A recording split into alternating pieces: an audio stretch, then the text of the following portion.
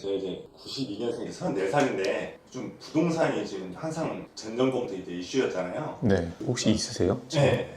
지역이 어디예요? 지역이? 인천 검단입니다. 검단 신도시 혹시 그걸로 들어가신 거예요? 청약으로? 네. 검단 신도시. 근데 사실은 어쨌든 지역이 어디든지 간에 갖고 있으면 일단은 좋아요. 근데 이제 그 부동산이 이제 사실은 집이 없으신 분들 보통 이제 딱 피디님 나이대가 집 없는 분들이 많잖아요. 네. 그래서 뭐냐면 이제 살까 말까 뭐 이거 사야 되나 아니면 청약 기다려야 되나 사실 고민 엄청 많이 하잖아요. 근데 저도 사실은 이제 어렸을 때 그런 뭔가 이제 이 사회 시스템을 잘 모를 때는 엄청 헷갈렸거든요. 이거 뭐 어떻게 해야 되는지 사실은 사야 되는 건지 청약 기다려야 되는 건지 뭐 누구는 뭐 영끌하면 안 된다 그러고 뭐 떨어진다 그러고. 근데 이제 제가 부동산을 사실은 좀 많이 해보니까 어렸을 때는 사실 젊은 사람들 있잖아요. 엄청 당해요, 진짜 엄청나게.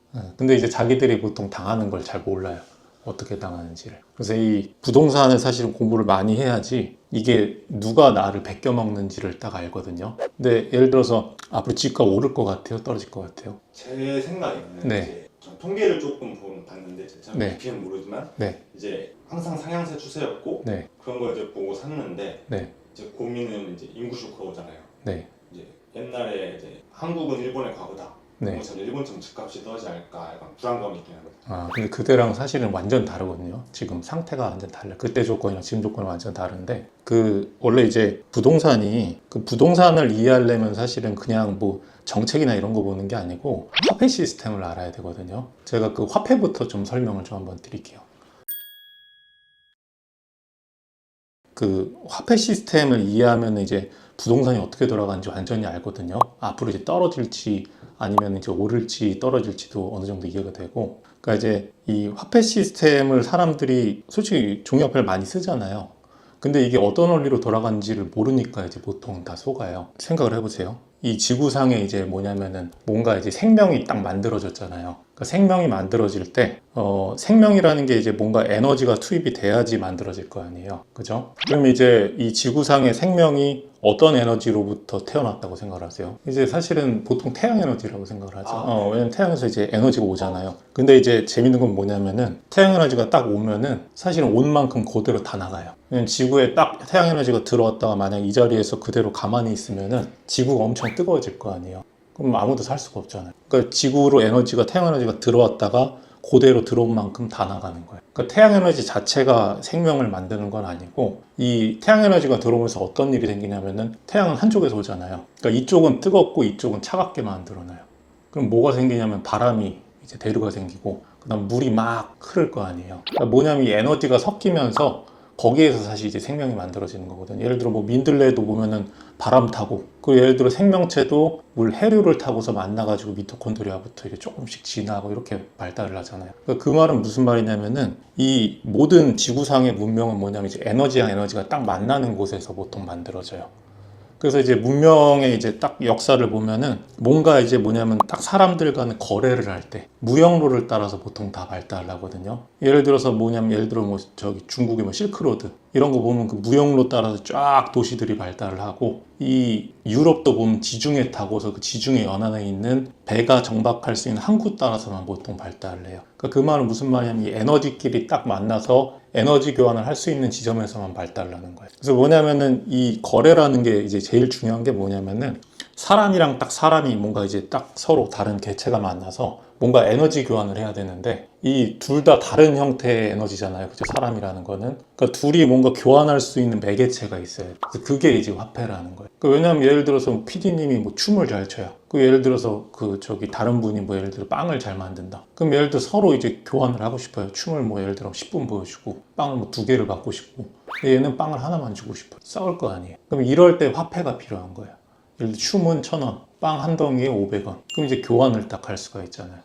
그래서 이제 이 인류 역사에서 이제 문명의 발달을 딱 보다 보면은 화폐가 먼저 정립된 국가가 항상 다 이겼어요. 왜냐면 생각을 해보세요. 사람이랑 사람이 만나서 딱 교환을 하는데 화폐가 없으면 허건날 싸울 거 아니에요. 그러면 얘네 둘이 거래를 하는데 예를 들어 뭐 1시간이 걸린다. 근데 예를 들어서 적인 화폐가 딱 정립돼 있으면 그냥 만나서 1초면 거래하고 딱 끝나버리는 거예요. 그러면 이 사회 전체에서 이 전반적인 거래가 뭐 10만 건, 20만 건, 30만 건 계속 쌓이다 보면은 이게 그 문명 사이의 격차가 엄청나게 벌어질 거 아니에요. 그러니까 이러면 완전히 따라잡을 수가 없는 거예요. 화폐가 제대로 안 돼 있으면 허건날 계속 싸우기만 하는 둘이. 그래서 이제 옛날에 뭐 저기 영화 중에 300 본 적 있으시죠?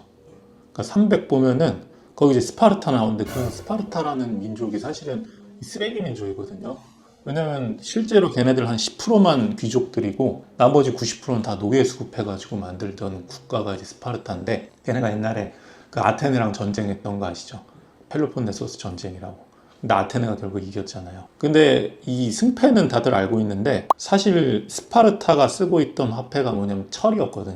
철본이제 국가였고, 아테네는 뭐냐면 은을 썼어요. 그러니까 여기에서 격차가 완전 벌어진 거예요. 이 스파르타 같은 경우는 철을 쓰니까 일단 처음에 녹슬고요. 그리고 거래하고 싶은데 엄청 무거워요. 그러니까 무거우니까 거래를 잘 안 해. 그리고 다른 나라에서는 은을 쓰는데 혼자서만 철을 쓰니까 다른 나라랑 거래를 못 하잖아요. 그러니까 외국 문명이 안 들어오니까 발전이 없어요, 기술이. 그러다 보니까 허구한 노예만 잡아다가 노예만 부려서 쓰던 국가가 스파르타예요. 그러니까 왜 얘네들이 철을 썼냐면은 부정부패를 막겠다. 왜냐하면 철을 쓰면은 이거를 이 부피가 크니까 집에 저장하기도 힘들고, 이걸 은처럼 이렇게, 이 은은 부피도 작은데 숨겨놓기도 쉽잖아요. 그런 걸 막기 위해서 거래의 수단을 그 당시 이제 스파르타 지도자가 철로 정했는데, 그것 때문에 결국에 이제 계속 고이다가 망해버린 나라가 이제 스파르타였던 거죠. 그래서 이제 화폐라는 거는 그 국가의 완전히 그 흥망을 결정하는 이제 제일 핵심 포인트예요. 예를 들어 뭐 컴퓨터 이렇게 딱 보면은 그 반도체 움직이는 거 보신 적인지 모르겠는데 이 전자신호가 막 번쩍번쩍하면서 움직이잖아요. 그러니까 이 연산량이 빠를수록 좋은 CPU잖아요, 그죠? 그러니까 마찬가지로 거래가 빨리 될수록 그 사회는 이제 굉장히 빠르게 발전할 수 있는 국가가 되는 거죠. 그래서 이 스파르타랑 보통 아테네 다음에 이제 어떤 국가는 로마가 나왔잖아요, 그죠? 로마가 이제 완전히 은본이제 국가였거든요. 근데 걔네들이 지중해를 완전히 딱 먹고 거기에서 이제 지중해 배들이 왔다 갔다 하면서 무역을 하고, 이 거래 수단은 은으로 하고, 그죠? 그리고 이 식민지에서 은을 계속 수급받아서 공급을 하고, 이게 이제 로마 시스템이었는데, 로마도 이제 사실은 결정적으로 무너진 계기가 사실은 화폐예요.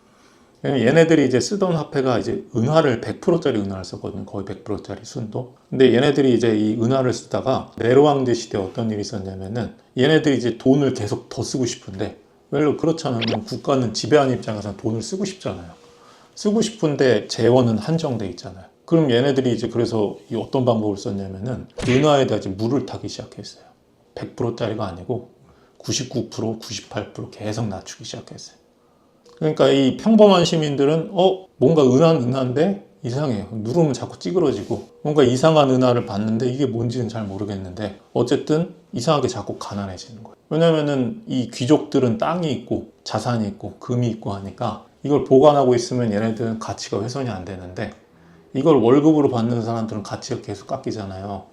그러니까 이 귀족들만 계속 부자가 되고 이 밑에 있는 사람들은 계속 밑으로 깔리는 거예요. 이 은하가 결국에 이제 100%짜리에서 몇 프로까지 나중에 떨어졌냐면은 거의 5% 이하까지 떨어졌어요. 근데 그 과정이 몇 년이 걸렸냐면은 거의 한 300~400년이 걸렸어요. 그러니까 로마가 한번 은하에다 딱 물타기 시작한 지점부터 이게 완전히 쓰레기가 될 때까지 300~400년 동안 계속 되다가 결국에 나중에 이 군인들이 은하를 안 받는 거예요. 왜냐면 거의 은하가 아니고 사실은 뭐 동화니까 이걸 안 받겠다. 그러니까 이제 이 군인들한테 이제 식량을 주기 시작한 거죠. 거의 물물교환으로 된 거죠. 그러다 보니까 이제 얘네들이 제때제때 식량 공급이 안 되니까 반란 일으켜서 망한 게 로마잖아요. 그러니까 이제 사람들이 망한 거는 뭐 군인이 반란 일으켜서 망했다. 그건 결과고, 사실 엄밀히 말하면은 이 화폐부터 시작을 한 거예요. 여기부터. 그래서 원래 이제 그 국가가 이제 망한지 아니면 망하지 않을지는 화폐를 보면 이 국가가 지금 어디쯤 와 있는지가 사실은 좀 보여요. 사실 우리나라도 재밌는 게 많아요. 이제 이런 화폐를 공부하다 보면은 은연분리법이라고 있고, 혹시 들어보셨어요? 은연분리법이라고. 그게 이제 뭐냐면은 옛날에 이제 은하를 이제 그 은광석에서 분리할 때 수은을 썼거든요. 이게 이제 굉장히 수은이라는 게 위험하잖아요. 노동자들이 이제 병도 많이 걸리고 그 효율도 별로 안 좋았어요. 근데 이 우리나라에서 은연분리법이라 그래서 수은을 안 쓰고 은을 더 많이 분리해낼 수 있는 방법을 발견을 해낸 거예요. 근데 이제 그 당시 명나라가 이제 은본이제 국가였거든요. 명나라 입장에서 만약에 은연분리법이 보급돼 버리면 시장 경제가 교란되잖아요. 그 은이 갑자기 많이 풀리니까. 그래서 걔네들 처리해라. 그러다 보니까 얘네들이 일본으로 넘어가 버렸어요.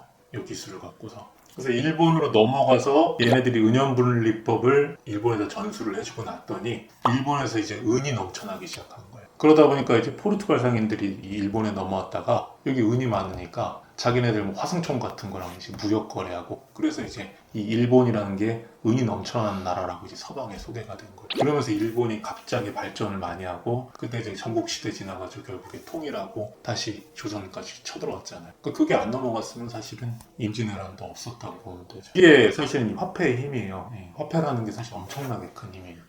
동양이랑 이제 이 서양이 결정적으로 어디부터 이제 차이가 많이 나기 시작했냐면은, 이 동양에서는 계속 은화를 중심으로 이제 은본위제 국가로 남아 있었는데, 은의 문제가 뭐냐면은 은이라는 게 공급이 너무 많아졌어요. 경제 규모에 비해서 은 광산이 계속 개발이 되니까 이 계속 은이 공급이 되는 거죠. 그러니까 화폐 인플레가 자연스럽게 생겨요. 그러니까 인플레가 오면 경제가 무너지잖아요. 서양에서는 은보다 더 희귀한 금속이 뭐가 있는 금이잖아요. 금으로 빨리 전환했어요. 그래서 어떤 일이 생기냐면 동양에 있는 금들이 다 서양 쪽으로 자꾸 넘어가고, 서양에 있는 은들이 동양으로 넘어가면서 자꾸 격차가 벌어지기 시작합니다. 왜냐면 더 가치 있는 걸 이쪽으로 넘어가고, 가치 없는 게 자꾸 동양 쪽으로 넘어가 버리니까 서로 이제 자꾸 이 자산 가치가 점점점 벌어지더니 서양은 계속 발전하고 동양은 계속 낙후되는 거죠. 이게 이제 결국에 서양과 동양의 발전 차이를 완전히 바꿔버린 사건이고요. 결국에 서양 중심으로 이제 근본위제가 대세가 됐는데, 금에 이제 이 결정적인 한계가 있었어요. 어떤 한계가 있냐면, 이 금이라는 게 분명히 이제 휴대하기도 쉽고 쪼개기도 쉽고 여러 가지 장점은 있는데, 문제는 대규모 거래할 때 너무 불편해요. 국가 간에 거래할 때는 뭐 단위가 다르잖아요. 뭐 10톤, 20톤 금을 거래해야 되는데 수송이 너무 힘들어요. 일단 갖고 가야 되잖아요. 갖고 가야 되는데 중간에 약탈당할 위험도 있고 인력도 필요하고 에너지가 많이 들잖아. 그리고 일단은 예를 들어 10톤을 갖다 줘도 얘네들이 그 10톤이 맞는지 확인할 방법이 없어요. 그냥 거의 불순물 섞어놨을 수 있잖아요. 그래서 이 옛날에는 금을 받으면 어떻게 했냐면 그걸 녹여가지고 금이 다시 됐어요. 다시 그걸 금괴로 또 만든 이런 번거로운 짓거리를 매번 해야 되는 거예요. 굉장히 사실은 비효율이 너무 크죠. 아까도 말했지만 거래가 빨리빨리 해야지 국가가 발전하는 건데, 요거 거래 안 하는데 세월아 내월아 하니까 얼마나 불편해요. 그래서 이제 만들어진 게 뭐냐면은 금교환층이에요. 금교환층. 요 은행과 요 은행 사이에 아주 완벽한 서로 이제 신뢰의 네트워크가 딱 쌓여 있어요. 금을 예를 들어서 금 교환증을 여기에다가 금을 딱 제시를 하고서 금을 받으면 되는 거죠. 보관과 이 운송 비용이 하나도 필요가 없어지잖아요. 그러니까 이게 너무 유용한 거예요. 이 에너지 교환을 마치 순간이동 하듯이 샥샥 할 수가 있는 거죠. 원래 이제 금을 왔다 갔다 해야 됐는데. 그래서 이 금 교환증이 점점 대중화돼서 만들어진 게 뭐냐면 이제 신용화폐가 그때부터 만들어진 거예요. 우리가 쓰는 화폐 있잖아. 지폐. 지폐는 물론 옛날부터 개발되긴 했는데 본격적으로 금교환증이 대중적으로 쓰인 건 아마 뭐 1800년, 1900년대쯤부터일 거예요 아마. 그럼 이제 그때부터 이제 이 지폐가 사용되기 시작하면서 너무 편하죠. 근데 이제 문제는 뭐냐면은 은행에서 이제 딴 생각을 점점 하기 시작한 거예요. 내가 금이 뭐 은행에 예를 들어 1톤이 있다. 1톤이 1억이다. 그럼 1억어치만 교환증을 발행해야 되잖아요. 근데 얘네들이 이제 눈치를 깐 거죠. 뭐냐면은 어차피 사람들이 지금 당장 금을 안 찾아가잖아. 그러니까 굳이 1억어치만 발행할 필요가 있나? 라는 생각을 하기 시작한 거예요. 그러니까 금은 분명히 딱 1억어치만 있는데 여기다 이제 얘도 또 물을 타기 시작한 거예요. 금교환증을 1억이 아니고 2억, 3억, 4억 조금씩 이렇게 계속 늘려나간 거예요. 은화에다가 물 탄 것처럼 금교환증을 많이 발행을 했더니 또 가치가 인플레하면서 희석이 되기 시작한 거죠. 그러니까 또 사람들, 이 자산 없는 사람들은 또 가난해지는 거예요. 그래서 이게 결국에는 금교환증을 막 발행을 하니까 이거를 이제 은행에서 금교환증만큼 금을 갖고 있는 걸 지급준비율이라고 하거든요. 1억 발행했으면은 1억어치 금을 갖고 있어야 되는데 그러면 이제 지급준비율이 100%예요. 이걸 계속 낮추기 시작하더니 지금 현대사회에서는 한 몇 프로냐면 10% 이하예요 지금. 그러니까 실제로는 1억 있으면은 금교환증은 10억 정도가 만들어져서 막 돌아다니는 거죠. 이런 금교환증 이제 신용화폐 만들어진 다음에 이제 어떤 일이 생겼냐면은 대규모 전쟁이 가능해졌어요. 그전에는 전쟁이 크게 일어날 수가 없었거든요. 전쟁하다가 군자금이 떨어지면 그냥 딱 멈춰요. 그잖아요. 왜냐면 병사들한테 돈을 줘야 싸우는 거지. 돈 못 주면 못 싸우잖아요. 근데 이 신용화폐 생긴 이후로 무슨 일이 생겼냐면은 찍어내서 주면 되잖아요. 찍어내서 그 부담은 누가 하냐면은 자산 없는 사람. 그 사람들이 골고루 나눠서 부담을 하는 거예요. 그래서 세계대전이라는 것도 요 신용화폐가 만들어진 다음부터 생긴 거예요. 1차 세계대전, 2차 세계대전도 이런 대규모 전쟁은 그전에는 불가능했어요. 독일도 하이퍼인플레이션이 망했잖아요. 그러니까 결국에 이 사람들이 눈치 까고서 와가지고 야 내 돈 내놔 하면은 뱅크런 돈 없어. 이게 끝나는 거예요. 이게 이 금융 시스템이에요. 이 은행 시스템이라는 게. 뭐 저번 달에도 이런 일이 있었죠. 영국 갑자기 금값 엄청 올랐잖아요. 왜냐면 이제 일론 머스크가 미국에서 미국의 금을 보관하는 금고가 있는데 거기 감사하겠다 그랬더니 그 영국에 있는 이제 제일 큰 금 저장소에서 그 금을 다 공수해왔어요. 그랬더니 얘들이 실제로 장부보다 더 적게 갖고 있었던 거. 그것 때문에 뱅크런 나가지고 그것 때문에 금값이 확 튀어올랐죠. 근데 또 그런 뉴스는 안 나와요, 잘. 그냥 사람들은 어차피 관심도 없고, 저기 뭐 알 게 있나요? 뭐 그럼 그냥 사람들은 그냥 사는 거지 뭐. 화폐 시스템 때문에 인플레가 이제 계속 뭔가 이렇게 이 누적이 되는 거예요. 1900년대 초반까지만 해도 그때는 그래도 금으로 교환이라도 해줬거든요. 우리가 이제 세계대전이 터진 다음에 어떤 일이 있었냐면 미국이 딱 패권을 잡았잖아요. 미국이 패권을 잡으면서 앞으로 이제 국제무역은 다 달러로 합시다. 달러로 하는 대신에 만약에 달러로 하면 미국에서 막 집어낼 수가 있잖아요. 35달러당 금 1온스로 바꿔주겠다고 약속을 해요. 그게 이제 근본이제 시스템을 딱 만든 거예요. 그때가 이제 1차 세계대전이 끝났을 때인데 그때 미국에서 유럽에다가 군수품을 많이 팔고 그쪽에다 이제 지원을 많이 했더니 전 세계에 있는 거의 모든 금이 다 미국으로 모였거든요. 그러니까 미국에서 근본이제 시스템을 할 수가 있었던 거예요. 그래서 이제 미국에서 근본이제 시스템을 하겠다고 하고 달러가 기축통화가 됐는데 또 물타기 시작한 거예요. 실제 갖고 있는 금보다 더 발행하기 시작한 달러를. 그러니까 그게 이제 1920년대, 30년대부터 계속 쭉 누적되다가 또 언제 터져나갔냐면은 1970년대 이제 미국에서 베트남 전쟁이 있었는데 베트남 전쟁하려면은 돈 필요하잖아요. 또 찍어내고. 그러니까 이제 유럽이나 이제 다른 나라들에서 야 니네들 장난치지 말고 금 내놔라 그래가지고 이제 대규모 금인출 사태가 또 벌어진 거죠. 그래서 이제 그때 대통령이 이제 닉슨이었는데 닉슨이 이제 어떤 얘기를 하냐 이제 아이씨 못 주겠다 꺼져라 다. 야 니네들 뭐 그러니까 말은 이제 정제된 말로 해요. 이제 뭐 우리는 뭐 새로운 세계로 나간다. 금과 이제 달러는 결별을 한다. 그러니까 좀 그냥 꺼져라. 우리 금 안 줄 거고 그냥 이제 신용으로만 써라. 달러는. 이게 이제 1970년대에 딱 시작한 거예요. 그래서 보면 1970년대 기점으로 어떤 일이 생겼냐면은 노동자들이 계속 가난해져요. 그러니까 경제 규모는 계속 커지는데 급여는 이 상태에서 안 올라요. 정제된 채로. 그러니까 계속 그 상태부터 계속 이 갭이 계속 커지기 시작하는 거예요. 왜냐하면 달러를 무제한으로 찍어낼 수 있으니까 자산 없는 사람들은 계속 가난해지잖아요. 이게 이제 이 화폐 시스템이 그때부터 이 사람들을 계속 가난하게 만들고 부자들은 더 부자로 만들고 그러니까 이게 이제 1970년대부터 굉장히 이제 기하급수적으로 커진 거죠. 그러면 이제 1970년대 지나서 결국에 돈을 계속 찍어냈더니 어떤 문제가 생기냐면은 이 경제라는 거는 순환이잖아요. 기업이 있고 국가가 있고 개인이 있고 이렇게 세 명이서 이렇게 주고받고 하는 거예요. 기업은 일자리랑 그다음 물건을 팔고 그다음에 개인은 급여받고 세금 내고 기업도 세금 내고 국가는 이걸로 공공시설 만들고 복지해주고 이게 이제 세 개가 이렇게 돌아야 되는데 신용화폐 시스템에서 문제가 뭐냐면은 개인만 가난해져요. 국가에서 돈을 찍어낼 권리를 국가가 갖고 있어요. 국가만 자꾸 부자가 되고 국가랑 연관돼 있는 기업들만 부자가 돼요.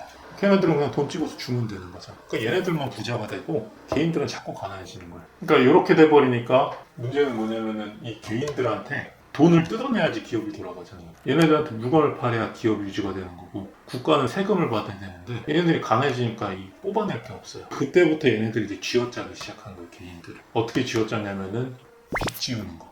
예를 들어서 야 물건 살 돈 없으면 빚 내서 살아. 이 시스템이 만들어진 거예요.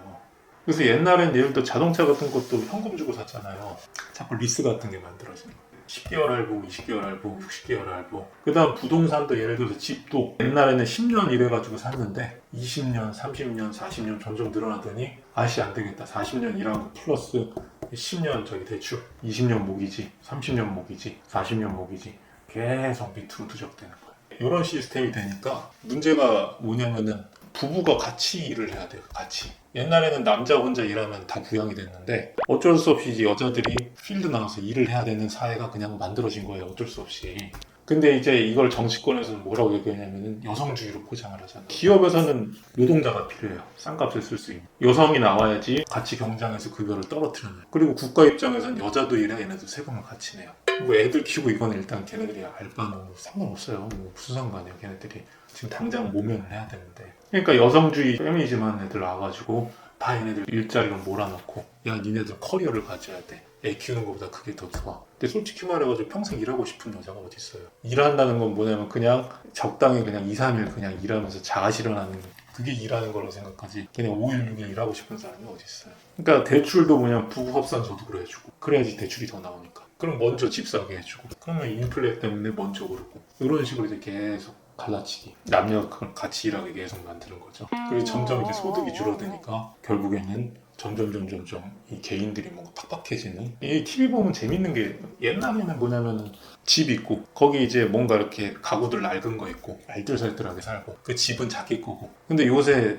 TV 보면 자세히 보면 어떤 게 보이냐면은 집은 다 삐까번쩍해요. 근데 뭐냐면은 다 전세예요. 다 전세고 집에는 온갖 그 삐까번쩍한 뭐 다이슨 최신 기기는 다 있는데 쓰레기 같은 플라스틱 덩이들만 갖고 막상 자기 살 수 있는 집은 없고. 이게 이제 이 신용화폐 시스템으로 만들어지는 거예요. 이 신용화폐 시스템이 결국 이제 어떤 식으로 이제 이어졌냐면은 미국에서 이제 금을 더 이상 교환 안 해주니까 사람들이 달러를 쓸 이유가 없잖아요. 미국에서 어떤 시스템을 만들어놨냐면은 전 세계에다가 항구마다 미군을 막 박아놔요. 그래서 미군 기지를 다 세워서 국제무역할 때는 무조건 얘네들이 다 보호를 할 수 있도록 국제무역을 장려하고 석유를 무조건 달러로만 거래할 수 있게 딱 강제로 만들어 그래요. 그러니까 석유를 만약에 다른 화폐로 거래를 하면은 가만 안 둔다. 다 뒤져. 이렇게 만들어 놓으니까 석유 에너지라는 건 뭐냐면 우리 삶은 다 석유잖아요. 그죠? 뭐 자동차 운전, 운송, 수송, 따뜻하게 하는 거, 그 다음에 전기, 다 석유예요. 그러니까 석유 없으면 그냥 조선시대예요. 그러니까 이걸 달러로 결제하게 만드니까 금이 없어도 얘가 기축통화 역할을 하는 거예요. 단지 인플레는 굉장히 빨라지죠. 이 미국이 만든 시스템인데 이게 이제 인플레가 누적되다 보니까 이제 2008년에 무슨 일이 있었냐면 금융위기 알죠?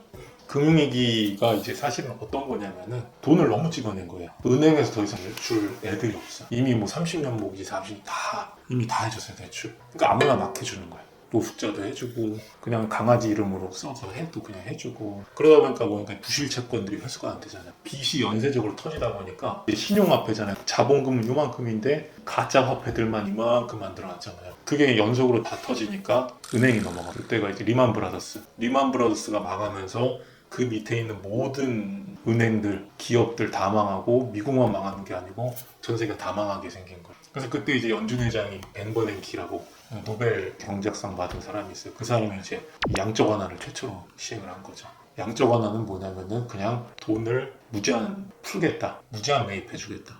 은행 채권도 다 사줄게. 주식도 사줄게. 회사채도 사줄게. 미국 채권도 사줄게. 다 사줄게. 근데 연준에서 돈 찍어내는 데잖아요. 걔는 그냥 무제한 다 사준 거예요.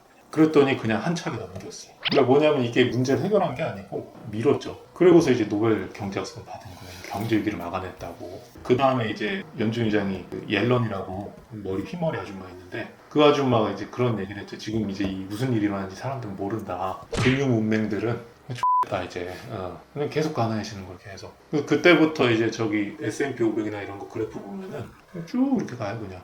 그래서 우리나라도 영향을 받죠. 왜냐면 미국에서 기축통화니까 거기서 지금 우리나라도 올려야 되는. 그래서 우리나라는 이제 이명박 정권 때 뭐를 만들었냐면은 우리나라는 이제 같은 게 뭐냐면은 금융시장이 그때 IMF 때 강제로 열려버렸잖아요. 미국 같은 경우는 돈 풀면 그게 어디 가서 저장되냐면은 S&P나 어쨌든 나스닥 다우로 들어가서 거기 저장이 돼요. 이게 저장이 안 되면은 물가를 올리잖아요. 집값을 올리거나 이 나스닥을 올리거나 다우를 올리거나 이렇게 올리면은 물가는 올라가지가 않으니까 여기 저장되면은 물가를 방어하는데 우리나라는 저장될 데가 없어요. 저장될 곳이 예를 들어서 같은 코스피, 코스닥 여기 저장되면은 우리나라 이제 대주주들 거의 외국인이거든요. 얘네들 좋은 일만 시키죠. 그러니까 우리나라는 돈을 저장하면 다 쭉 빠져나가요. 금융에다가 저장을 하면. 그럼 몰아넣을 데가 어디밖에 없냐면은 땅.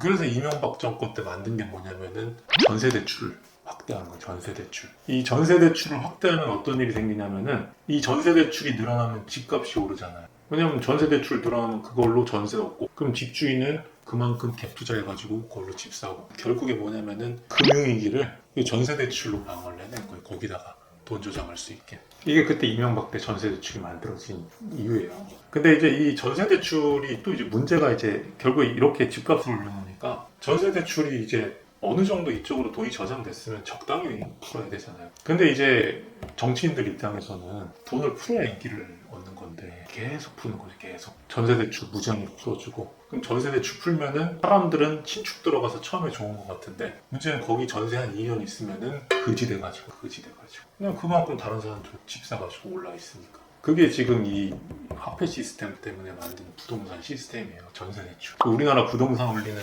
주적은 뭐냐면은 전세 대출이에요. 전세 대출. 이게 이제 2008년에 있었던 건데 해결이 되나요? 왜냐면 화폐는 계속 풀리고 양극화는 계속 벌어지고 결국에 쌓이면 또 문제가 또 터질 거 아니에요. 그래서 이 코로나 때 또 터진 거예요. 또 코로나 때 또 결국에 이 공급망 이슈로 물류가 다 끊겼잖아요. 그래서 기업 망하게 생겼더니 무제한 양적 하나 또 했잖아요. 그때 또 갑자기 확 다 튀어올랐죠. 비트코인, S&P, 그 다음에 우리나라 부동산 다 튀어올랐잖아요. 그럼 지금 그런 다음에 결국에 금리 올린다 그래서 또 다시 한 차례 이렇게 잠잠해졌는데 앞으로 이게 또 가만히 있겠어요? 이게 또 물리법칙이에요. 물리법칙. 엔트로피 법칙이라고 들어봤잖아요. 그러니까 모든 물리 현상은 다 결국에 최종적으로 어떻게 되냐면은 혼돈으로 돌아가는 거예요. 다 물과 기름을 섞어 놓으면은 처음에는 균질하다가 결국 기름이랑 물로 분리가 되잖아요. 그죠? 국가 시스템이나 이 경제 시스템도 원래 세상에 영원한 거 하나도 없어요. 이 늙어 죽는 것도 엔트로피거든요. 엔트로피가 증가해서 결국 썩어버리잖아요. 이 국가 시스템도 양극화가 벌어진다는 건 늙는 거예요. 이 나라가. 이 나라는 가난하다 그래서 망하는 게 아니에요. 소득 수준이 비슷하면 안 망해요. 오히려 잘 먹고 잘 살면 행복해요. 내가 그지여도 남도 그지면 상관이 없는데 내가 그지인데 쟤는 그지가 아닌 것 같으면 사람들이 못 사는 거예요. 원래 인간의 본질이에요. 본질. 그래서 사람들이 원하는 건 절대적 행복이 아니고요, 상대적 행복이에요. 우리가 지금 굶어 죽는 사람 아무도 없잖아요. 다들 불행하단 말이에요.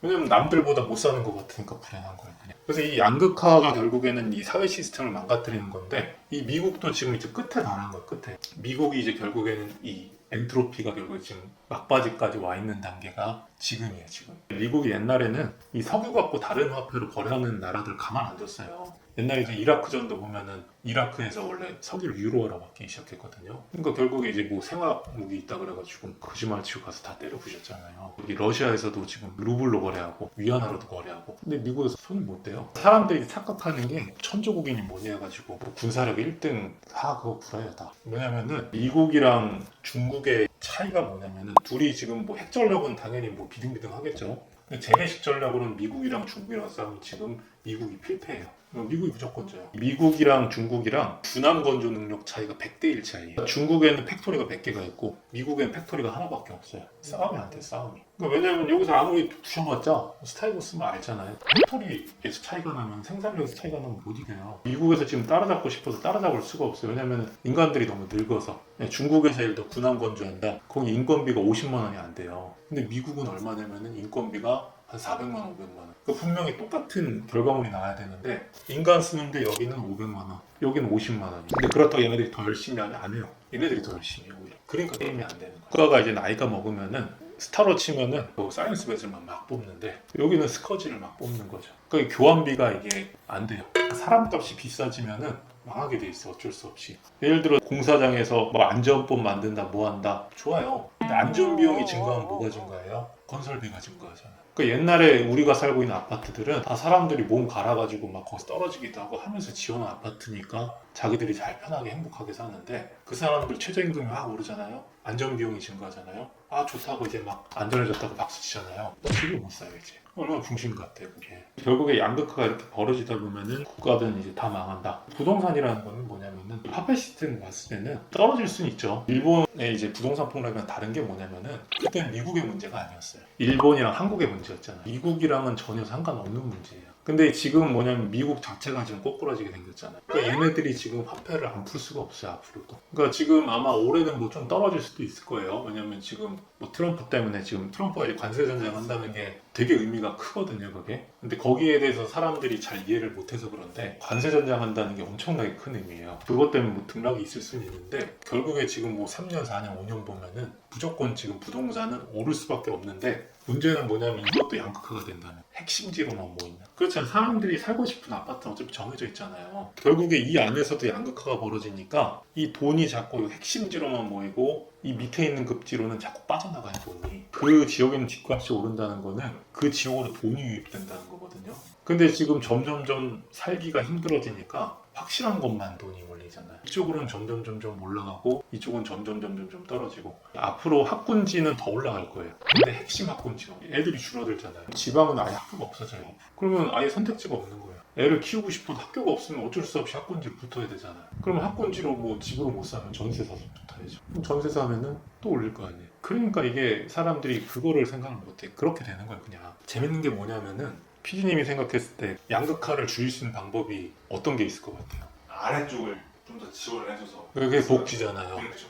그게 이제 사람들이 되게 웃긴 게 복지하면은 더 가난해져요. 더. 근데 이게 그 더 가난해진다는 게 원리를 잘 모르잖아요. 예를 들어 요새 누가 뭐 25만 원 준다 그러잖아요. 25만 원 주면은 그 사람들한테 돈을 주니까 그 사람들이 더 좋아지는 게 아니고 훨씬 가난해져요. 훨씬. 이게 왜 그러냐면은 그 사람들한테 25만 원을 줬어요. 사람들한테. 25만 원으로 쓰겠죠. 기업들이 그럼 부자가 되겠죠. 그렇죠? 아니면 어떤 사람들은 뭐 저축을 할 수도 있어요. 그럼 저축을 어디다 해요? 은행에다 하잖아요. 그럼 은행에 25만 원이 들어왔어요. 그럼 은행에서 25만 원 갖고 뭐 해요? 대출하잖아요. 얘네들이 지급준비금이 10%니까 2만 5천 원 빼고 22만 5천 원 대출로 돌려요. 또 시장 가서 또 돌 거 아니에요. 뭐이 사람한테 갔다가 저 사람 갔다가 최종적으로 또 어디로 들어요?